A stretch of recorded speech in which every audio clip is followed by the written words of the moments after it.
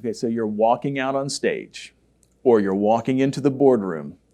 It's dead silence as you walk onto that stage or into that boardroom, and you look around the room and all you see are beady eyes kind of looking back at you and with very skeptical looks on their faces, because they're basically telling you at that moment, dude, don't waste my time. If you've ever been in that situation, it's terrifying. That's one of the reasons why a lot of people have that public speaking nervousness, because if you've ever experienced that even one time, it can really stick with you.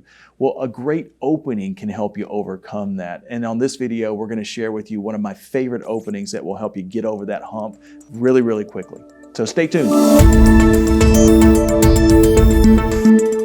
Hey, this is Doug Standard with Fearless Presentations, the fastest, easiest way to eliminate public speaking fear. And there are a lot of different ways that you can open up a presentation, but for me, simple is better than hard. I like things that are really, really easy and something that's duplicatable, something I can do pretty much every single time and still get a really good result. And so my real favorite opening is just to give a summary of what I'm going to talk about. That's it. You know, it doesn't have to be any more complicated than that. The old adage, or a quote by Zig Ziglar, is that if you want to give a good speech, tell them what you're going to tell them, and then tell them what you told them. So basically, give them an introduction that is basically just giving a summary that you're going to repeat at the end, and then you got your content in the middle. It makes it really, really easy, especially if you're designing your presentations the way that we suggest that folks do in our Fearless Presentations classes. If you're focusing on a really, really good title that is what we call audience focused anyway, one that has a result that the audience really wants to achieve, and then you just have a few key bullet points, you back those bullet points up with stories and examples, you can really just say the title of your presentation, because your title of presentation is going to have the result that the audience is really looking for. So in order to come up with a really good audience-focused presentation title, you have to really think about, what does the audience really want to know about this content? What's the benefit to them? So let me give you an example of this. Let's say, for instance, that I'm a sales manager and I'm going to be presenting some content to my salespeople.